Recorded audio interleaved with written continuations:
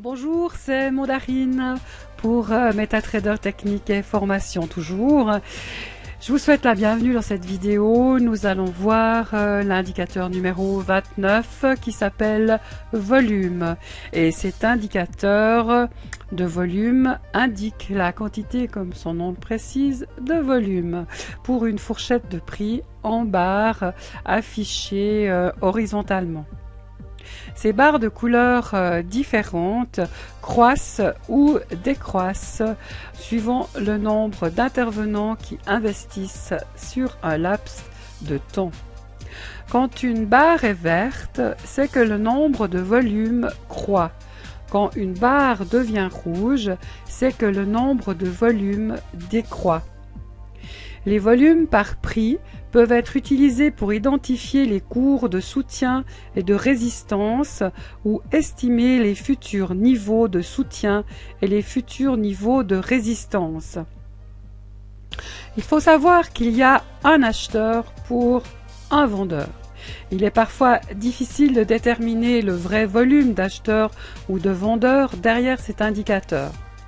La différence est qu'avec des lourds volumes, c'est l'intérêt influent qui est distinctement marqué et détermine la future demande acheteuse ou vendeuse.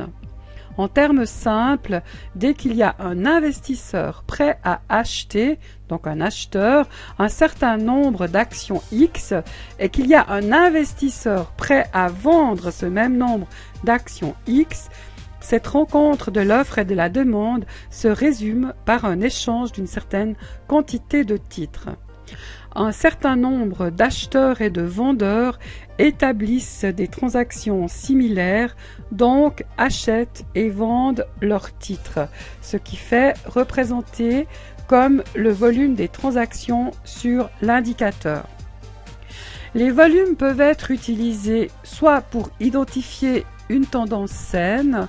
Les volumes progresseront de façon régulière et ainsi ils démontreront l'arrivée de nouveaux acheteurs ou de vendeurs de façon constante. Soit pour identifier un retournement.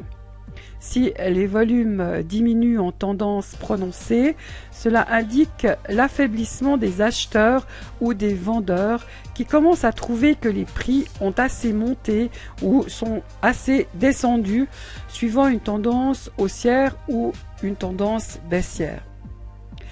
Une hausse de volume sur une période courte peut être la conséquence d'une nouvelle sur le plan fondamental. Souvent, une explosion des volumes à des niveaux hauts ou bas des prix annonce la fin d'une tendance. J'ai terminé cette vidéo. Si jamais vous avez des questions, vous pouvez me joindre par email à l'adresse suivante. C'est metatrader4 mandarine, tout en un mot, @gmail.com et je répondrai dans la mesure du possible à toutes vos questions. En attendant, je vous souhaite une excellente journée et une excellente soirée si vous regardez cette vidéo le soir. Et je vous dis à bientôt. Au revoir.